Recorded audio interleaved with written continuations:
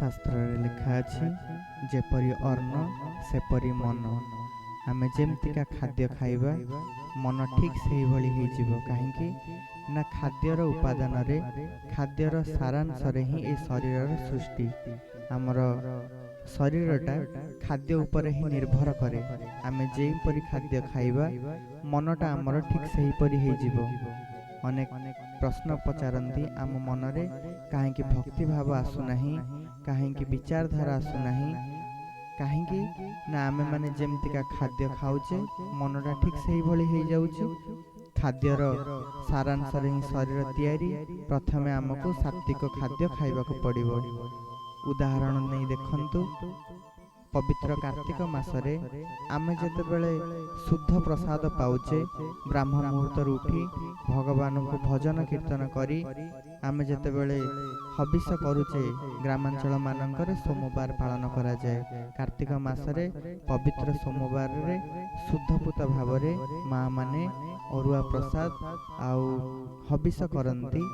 थरे चिंता कले आमे से प्रसाद जेतेबेले पांती केते आनंद लागे, मनरे केते मन केते हल्का लागे, मन केते सुस्थ हो जाए, मनरे केते सुचिंता आसे, विचारधारा मनुष्यर परिवर्तन हो जाए। काहेकि ना सेते बेले आम चतुर्पार्श्व, आम परिवेश, आम आटमोस्फियर बहुत शुद्ध और पवित्र थाए। समस्ते ब्राह्म मुहूर्त उठी जाती, चारिआडे शंख घंट आउ हुलाहुली हरिबोल, चारिआडे एक आनंद मुखर परिवेश सृष्टि होता है। से समय समस्ते सत्व सात्विक चिंताधारा भितर थांती। सात्विक खाद्य खाइले मन भितरे आनंद लगे, भगवान पाखरे टिके प्रार्थना करने पाई इच्छा हुए, सत्संग सुनिबा पाई इच्छा हुए, साधु संग करने पाई इच्छा हुए, भजन करने पाई इच्छा हुए, नाम संकीर्तन करने पाई इच्छा हुए। तेणु आपण जो परी खाद्य खाइबे मनटा सेही भली होइजिवो।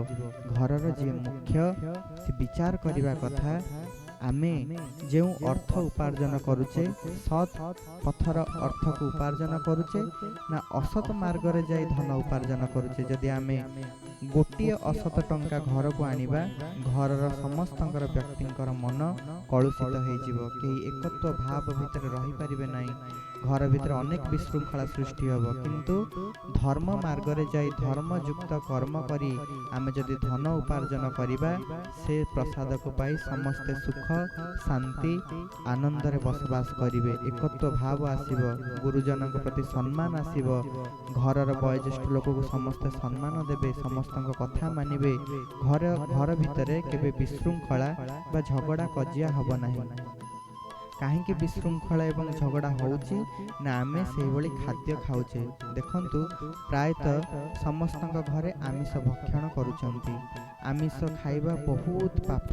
काहेकि जीव को हत्या करिबा सबुठु बड़ पाप। शास्त्र रे लेखा अछि, जीवे जहार दया नाही उद्धव चंडालटी सेही। चंडाल कहले कौनसी जाति नाही, चंडाल कहले कौनसी लोक नुहंती जो माने जीवों प्रति दया भाव रखती नहीं, जो माने निर्दय ही जीव मान को हत्या करी खाई जाती, से माने ही होचंती प्रकृत रे चंडाल। तेणु बाया बाबा मध्य तांको बाया गीत रे उल्लेख करिसंती जे जीव को मारिकी खाइबाटा बहुत बड़ा पाप। काहेकि ना काटी देले तोर अंग को जदि बाधिब नाही, जीव मारी कले भक्षण दोष न थाए तही। आपणक अंग को जदि काटी दिया जाए आपण को कष्ट न हबो, तेबे आपण जीव को मारिकी खाई परिबे। किंतु आपणक अंग को काटिले जदि आपण को कष्ट होउची ताहेले आपण केबे जीव मारिकी खाई परिबे नाही।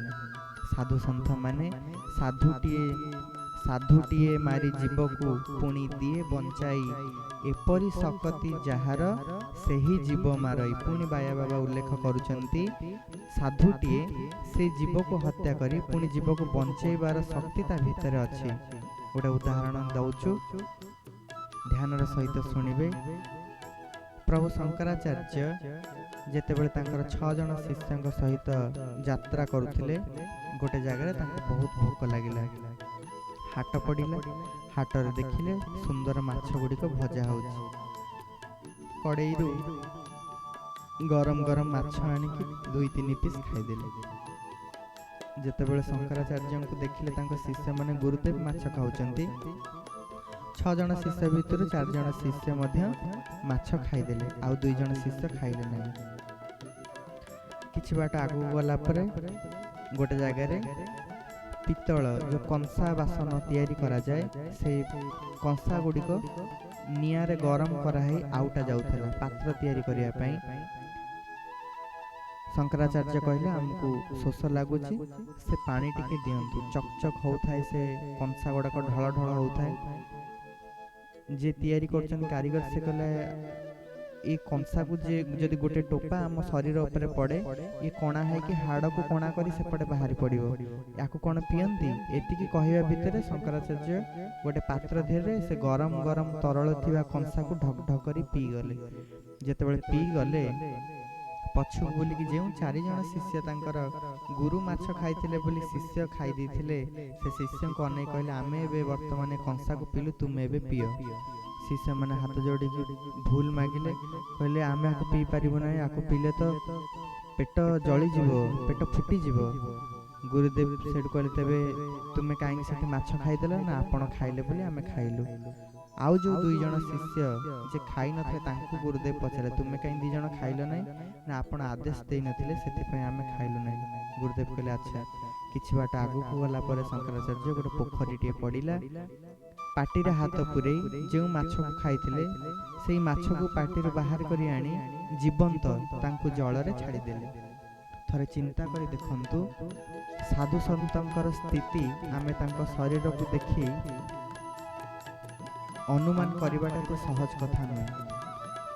जीव मारी साधु मारी जीव को पुणी दिए बंचाई, एपरी सकती जहार सही जीव मारई। जो माछ को से ग्रहण करथिले तांको बाहर कर दे पानी रे छाड़ी देले, एवं से माछ माने पहरी के पानी रे पळई गले। शिष्य मन करे तुमे जा खाइ तो तांको बाहर करो। तबे कहिबार तात्पर्य जो माने जीव को मारी की पुणी जीव को बंचाई पारिबे, से माने जीव मारिले चलिबो। आमे माने प्रत्येक समय रे जीव मान को मारी के खाइ जाउचे।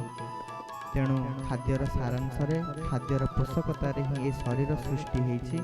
जानिबा दरकार आमर जो मनुष्य शरीर ए ह्यूमन फॉर्म ये आमिष पई उपयोगी कि नुहे। आमे माने समस्ते वेजिटेरियन, आमे माने के नॉन वेजिटेरियन नुहंती। आमिषासी प्राणी एवं निरामिषासी प्राणी मानकर लक्षण होउछि भिन्न भिन्न। गाईटिए, घोड़ाटिए, छेलीटिए, गधटिए, हरिण एमान सब कोन आमिष खाती, किंतु बाघ, भालू, फेटा, बिलुआ, कुकुर, बिलेई एमाने समस्त आमिष खाती। कहीं एमानकर शरीर गठन प्रणाली अलग अलग। देखंतु कुकुर, बाघ, बिलेई एमानकर नख मुनिया मुनिया, किंतु गाई, छेली, घोड़ा, हरिण एमानकर नख मांकड़ एमानकर नख सब चेप्टा। मनीषर नख चेप्टा ना मुनिया? चेप्टा। आम मानकर समस्तंकर नख चेप्टा। जो माने आमिषासी प्राणी नॉन वेजिटेरियन से माने समस्ते जीभरे पानी पियंती, अर्थ जीभ लगे पानी पियंती। गोटे कुकुर को देखिबे, गोटे बिले की देखिबे, से माने जीभरे चाटी चाटी चाटी चाटी पानी पियंती। किंतु गाई, छेली, घोड़ा एमानक आपण पानी देले से माने थोड़ी रे पीबे बा ओठ लगे की पीबे। मनीष केमती पिए? ओठ लगे की ही पिए। ए सब नियम रो जना पड़े। मनीष निरामिषासी प्राणी बा वेजिटेरियन।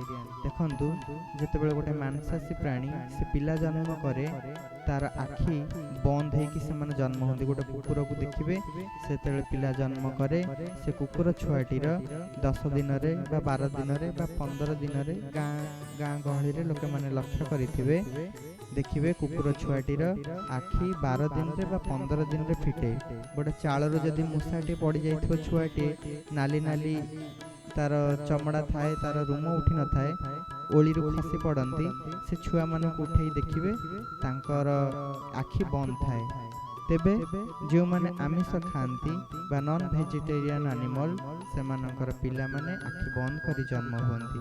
किंतु गोटे गाईटे पिला जन्म कले, छेलीटे पिला जन्म कले बा हरिणटे पिला जन्म कले सेमानकर आखि खोला थाए, माँ गर्भरु सेमाने आखि खोला करी जन्म हुअन्ति। तेबे मनुष्यर पिला जतले जन्म होछि तार कोन 12 दिन पर आखि खोलुछि, 10 दिन पर आखि खोलुछि ना साथे साथे खोलुछि? मनुष्य जतले जन्म हुए तार पिला जतले जन्म हुए से आखि खोला करी जन्म हुए। गोटे छोट पिला, छोट शिशु भगवानंकर पूर्ण प्रकाश छोट शिशु मानक भितर थांती। छोट पिलाटी को देखते आप जब आइंस खुआई देवे से साथे साथे सेठी बांती करी पकेइबो, ता देह असुस्थ होइजिवो, से कांदिबा को लागिवो, झाड़ा परिस्रा होइजिवो। काहेकि हुए ना आम मानकर शरीर माछ मांस खाइबा पई तैयारी है नै।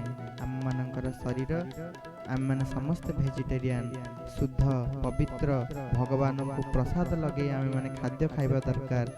सेथिपई मनीष बद्धजीव मानक हत्या करी खाउथिबर ता भीतर बेविचार बढ़ुची, से हिंसात्मक हो जाउची, अन्य प्रति तार दया भाव आसु नाही, गुरुजन को देखिले सम्मान करू नाही।